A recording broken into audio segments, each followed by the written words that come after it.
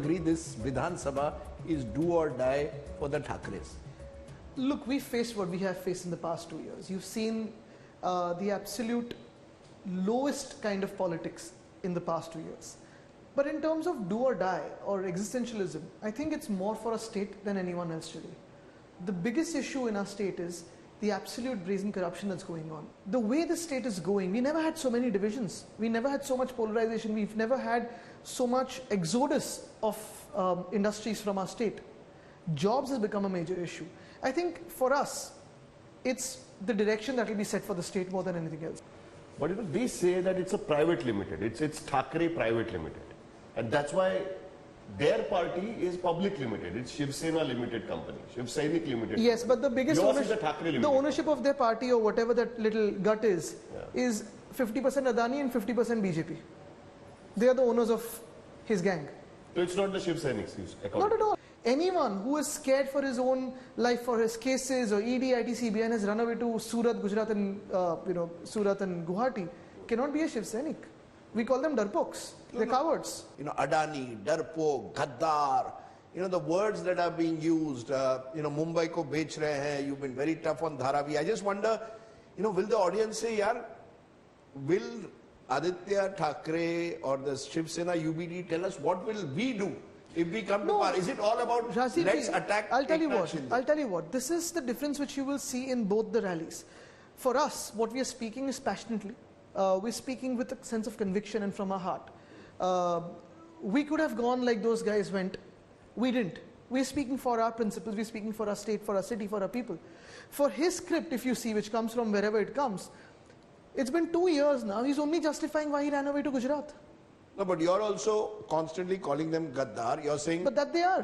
Pannas khoke, ekdam that they have indulged. Suggesting that they've taken money to switch sides. You're attacking Adani in every rally. You're raising the issue of Dharavi, claiming on the basis of Dharavi's reconstruction, Mumbai will be sold. They are arguing that even Aditya and Uddhav Thackeray are also still unwilling to come to terms with the fact that they've lost their government, so they keep attacking us with the same issue. Absolutely. I mean, I'm unwilling to come to terms with the fact that in the past 2 years, despite having a BJP government at the center and BJP being a part of this government, you see an absolute collapse of law and order in our state today. You see an absolute collapse of administrative systems in our state today. You see an absolute collapse of the confidence to fight elections in the ruling regime in our state today. Look at the amount of industries that has gone away. If you remember, when I first broke the news of Vedanta Foxconn going away to Gujarat, and there was a lot of hue and cry. You're talking in our terms, broke the news. I broke the news, yeah. Okay. What did the illegal chief minister come and say on TV? That Modi ji has promised him an even bigger industry than Vedanta Foxconn coming to Maharashtra. It's been 2 years. Has it come? No. In fact, we lost after that Airbus Tata to Gujarat. We've lost Vedanta Foxconn. We've lost Medical Device Park, Bulk Drugs Park. So many things that we've lost to Gujarat. And again, the fight is not at all with Gujarat. I believe it's the BJP that's creating Gujarat versus the rest of India as a battle, because this is the same sentiment which I found in UP, the same sentiment which I found in Jharkhand, of why locals there are not getting the contracts, why locals there are not getting job opportunities. When I hear you all speak, I sense a lot of bitterness. I am bitter if anyone takes away the right of jobs from my state. I am bitter if someone loots my state. I am bitter if someone is corrupt and is absolutely milking the treasury of my state. Are you trying to create a new Maharashtrian identity? No, I'll tell you what. Yes, at the core of our ideals is Hindutva, which is our Hindutva and not the BJP's Hindutva. So what is your Hindutva different from theirs? My Hindutva is very clear. If you ask me today, and let me ask you this question before I move on to my definition of Hindutva. For the past 2 months, we have been seeing, hearing on the social media ecosystem and a lot of media ecosystem that Hindus in Bangladesh have been facing atrocities and have been facing attacks. Largely this ecosystem who is propagating this is the BJP. Now tell me something. This is what I asked the ME to clarify. Are Hindus in Bangladesh being attacked or not? There have been several cases. And if they are, why are we playing cricket with Bangladesh when it's not even an ICC tournament? And if it is not true, then why is the BJP ecosystem propagating that? On one hand, the BJP ecosystem wants to beat up Muslims in my country, fellow countrymen, fellow Indian citizens. Why? Because there are atrocities being committed on Hindus in Bangladesh. But the same BJP, because of Putra Prem, cannot say anything. This is their Hindutva. This is their fake Hindutva, which we are against. Our Hindutva is Hridayat Ramani Hatala Kam. Our Hindutva doesn't tell you what to eat and how to dress. Our Hindutva will protect our religion when we have to.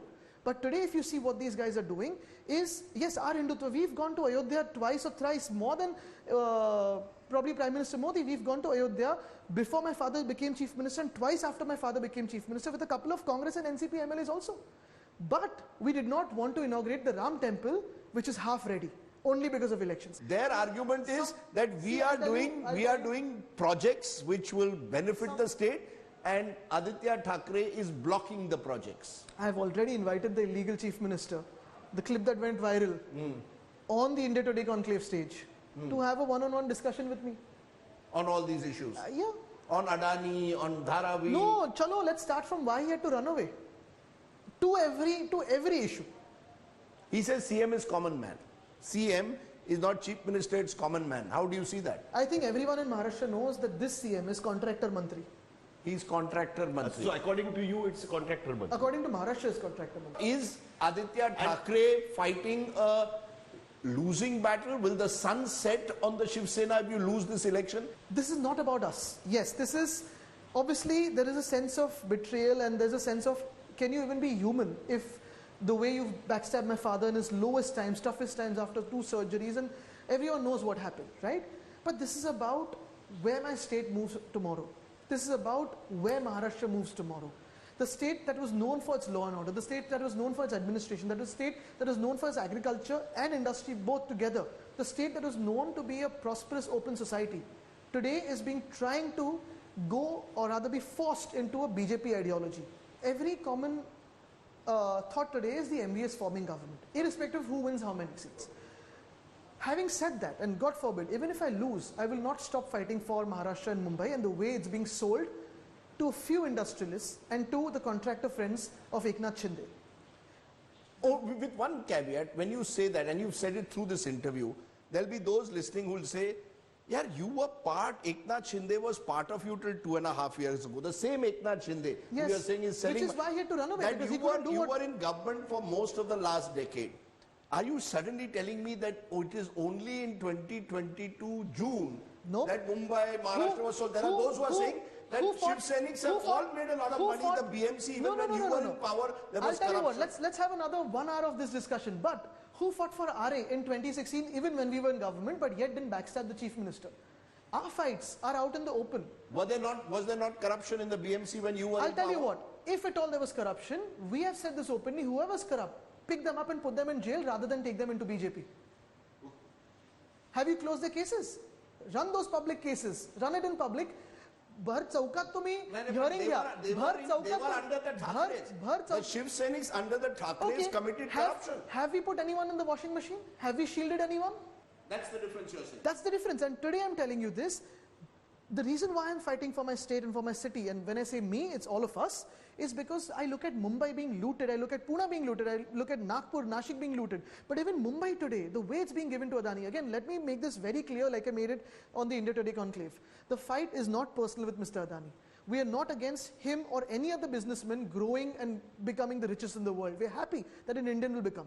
However, if you want my city's plots, if you want my city's lands, if you want my city's salt pans for free without my city getting its due, that will not happen.